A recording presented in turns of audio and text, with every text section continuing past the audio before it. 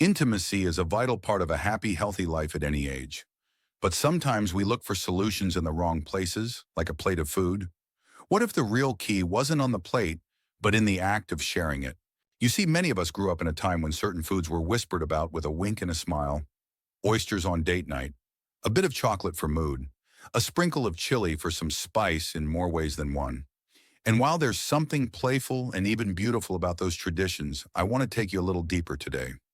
Not to ruin the fun, but to empower you with something even better, the truth. Because when you understand what really helps your energy, your connection, and yes, even your desire, you stop wasting time chasing myths and start creating moments that actually matter. In this video, we're going to uncover the science behind some of the most talked about so-called aphrodisiac foods and what they really do inside your body. We'll talk about oysters, chili peppers, chocolate ginseng, and more. But we'll also explore something even more important, the role of joy, intimacy, and shared experiences in fueling that spark. And make sure you watch until the very end, because I'll share a simple 2-minute tip, one that has nothing to do with food, that could completely transform your next shared meal and how it makes you feel afterward. Let's begin where most romantic dinners do: oysters. Now I know not everyone loves oysters, but for those who do, they're often seen as a classic aphrodisiac. That briny bite, the slippery texture, the ritual of lifting them out of the shell, it's an experience. But beyond the ambiance, is there any truth behind their reputation? Actually, yes, at least partly. Oysters are one of the richest natural sources of zinc, a mineral that plays a crucial role in testosterone production. And testosterone, as you may know, is linked to libido in both men and women. According to the National Institutes of Health, just 2 oysters can deliver over 300% of your daily recommended zinc intake. That's a powerful dose from something so small. Let me tell you about Henry, a 68-year-old widower who decided to start dating again after many years. He was nervous, of course. We all would be. A friend of his told him to start eating more oysters, just in case, he said with a wink. But Henry didn't just rely on the oysters. He also started taking walks, reconnecting with friends, and focusing on sleep. What happened? Well, not only did he feel more confident, but at his next doctor's visit, his blood work showed improved testosterone levels, and yes, he'd been eating oysters once or twice a week. Now, was it the oysters alone? Probably not, but they were part of a bigger picture, a way to nourish his body while also nourishing his sense of fun, of play, of self-care. And that matters. So yes, oysters contain zinc, and zinc supports hormone health. But no food, not even the magical mollusk, works in isolation. It's about context. Diet, activity, stress levels, sleep, they all work together. And when you're sharing oysters with someone you care about, laughing over a glass of wine or sparkling water, that emotional intimacy boosts oxytocin, the bonding hormone. That's where the real magic lies. All right, let's move on to something spicier: chili peppers. Chili is fiery, bold, and passionate, just like the emotions we want to feel when we're in love or feeling close to someone. The key compound in chili peppers is called capsaicin, and it's what gives them their heat. When you eat something spicy, capsaicin stimulates receptors in your mouth and triggers a whole-body response. Your heart rate goes up. You might even break a sweat. Endorphins, your body's feel-good chemicals, are released. It feels a bit like excitement, like arousal. But here's the catch: it's not a direct effect on your hormones or your reproductive system. It's more of a mimic. Think of it like nature's playful trick. It gives you the feeling without actually changing your underlying biology. Now, that doesn't mean chili is useless. Far from it. Let me introduce you to Carmen, a 71-year-old retired dance instructor from Santa Fe. She loves spicy food, but always thought it was just about flavor. Then she started making her own salsa again, the way her grandmother taught her. She'd invite her neighbor over to taste test each new batch. Over bowls of fiery soup and jalapeno cornbread, something started to bloom between them. Not just romance connection. They were laughing, sharing, teasing. The heat in the food mirrored the spark between them. Carmen later told me, it wasn't the peppers that made me feel alive. It was the playfulness, the courage to spice things up in more ways than one. So while chili doesn't directly boost your body's intimacy chemicals, it can awaken something else: presence, excitement, anticipation, and those are powerful, especially when shared. Now, maybe this is starting to shift the way you think about these foods. They're not magic spells, but they do have value when used with intention, and shared with someone you care about or even just enjoyed on your own in a way that reminds you that life can still surprise you. And that brings me to you. If this is resonating with you, I'd love for you to comment with your age or where you're watching from. It's wonderful to know we're on this journey together. This isn't just a video, it's a shared table, and you're warmly invited to it. So we've explored oysters and chili peppers, two foods with reputations as spicy as their flavor profiles. And we've seen how their power doesn't lie only in their chemical makeup, but in the moments they create. Let's keep going. Because if oysters are the mysterious starters and chili is the bold middle, what's often thought of as the dessert of desire chocolate. Now, who doesn't love a piece of rich velvety chocolate? There's something undeniably soothing about it, the way it melts the taste, the warmth it brings. For many people, chocolate equals comfort, luxury, and yes, even romance. But is there science behind its reputation as a love food? There is some, but it's not what you might think. Chocolate contains a compound called phenylethylamine, a mouthful of a word, but it's often described as the love chemical. That's because it's the same compound your brain releases when you're falling in love. Sounds promising, right? Well, here's the thing. The amount found in chocolate is so small that it's unlikely to have a strong biological effect on your own love hormones. But don't be disappointed, because here's the twist. While chocolate may not flood your brain with romantic chemicals, it does create pleasure, and pleasure triggers dopamine, the feel-good neurotransmitter. This is especially true when chocolate is enjoyed slowly, mindfully in a relaxed setting, even more so when it's shared. Let me tell you about Frank and Jean, a couple from Seattle, both in their 70s, married for 48 years. One day, Jean started a new ritual. Every Friday night, she and Frank would turn off the TV, light a candle, and split a dark chocolate bar from the little specialty store down the road. No phones, no distractions, just quiet conversation and shared sweetness. Jean said something that stuck with me.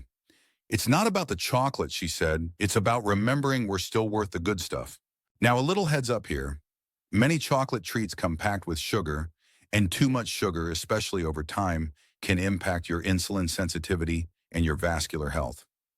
That's important because blood flow is a huge part of intimate health.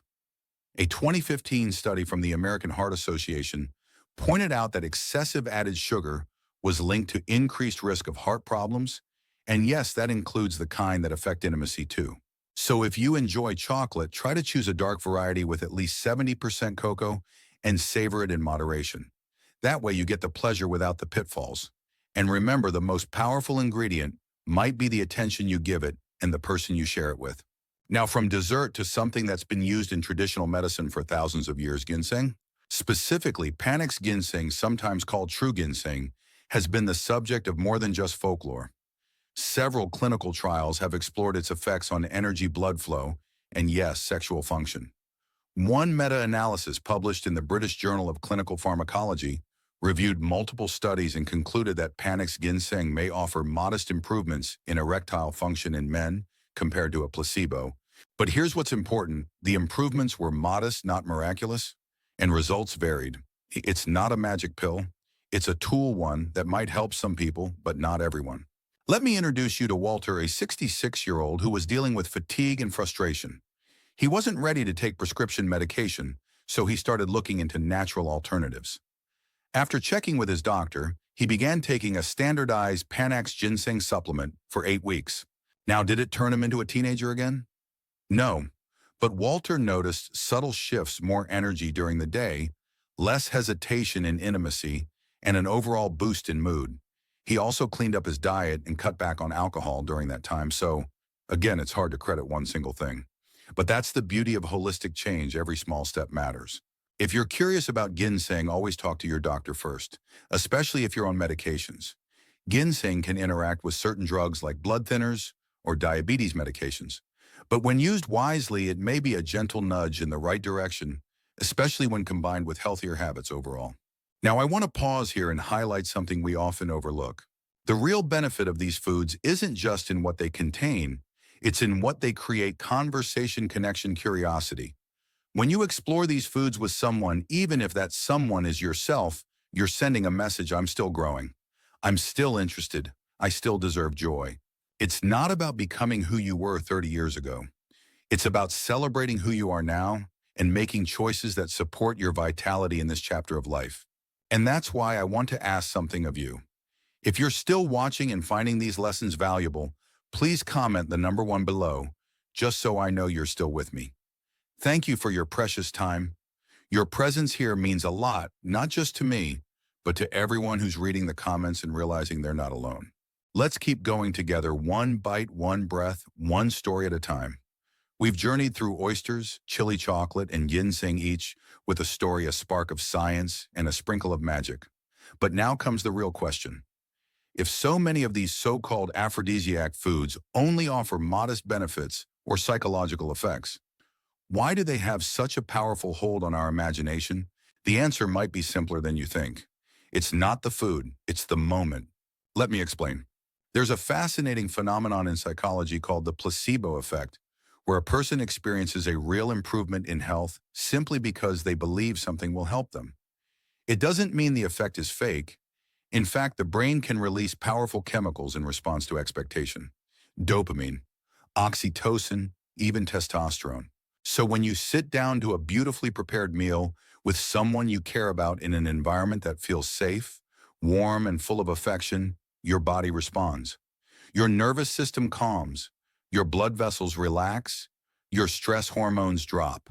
And all of this sets the stage for deeper connection, emotional intimacy, and yes, physical closeness too. Think about it this way. A strawberry by itself is just a fruit, but a strawberry dipped in dark chocolate, shared over candlelight, with laughter in the air, and no distractions around, that's an experience. And experiences are what truly ignite something inside us. Let me tell you about Lillian and George, both in their mid-70s, living in a small town in Iowa. They'd been married for over 50 years, and over time, things had grown comfortable, familiar, predictable.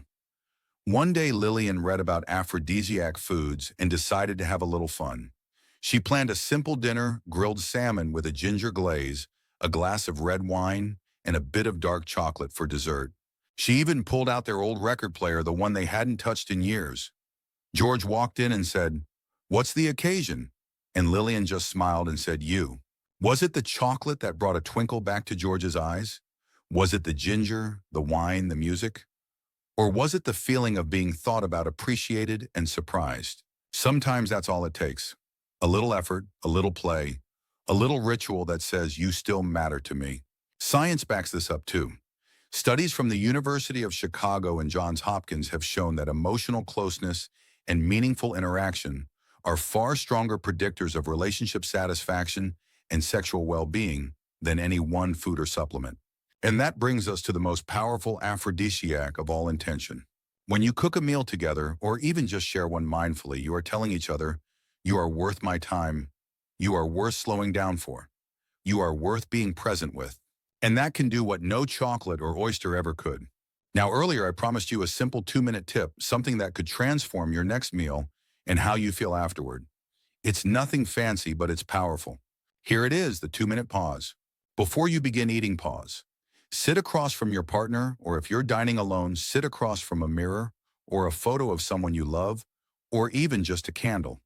Close your eyes. Take 2 deep breaths together, and then say one thing, just one, that you appreciate in that moment.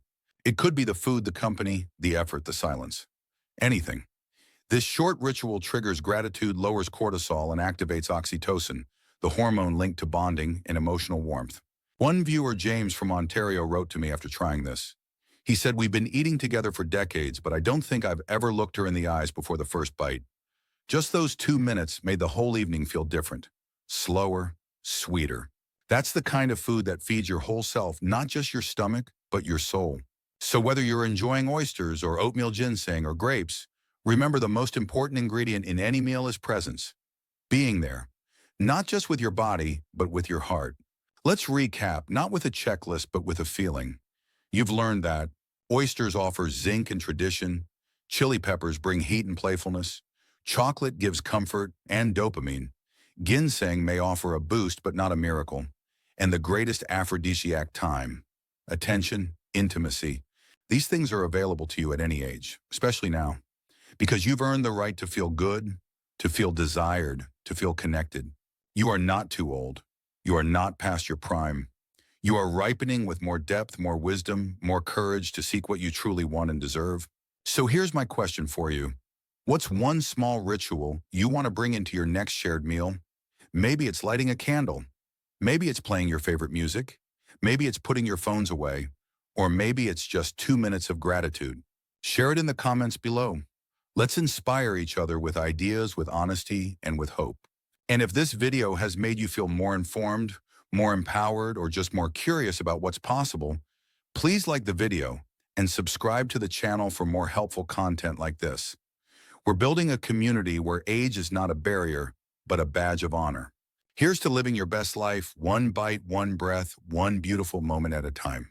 You are not alone on this journey, and the best is absolutely still ahead.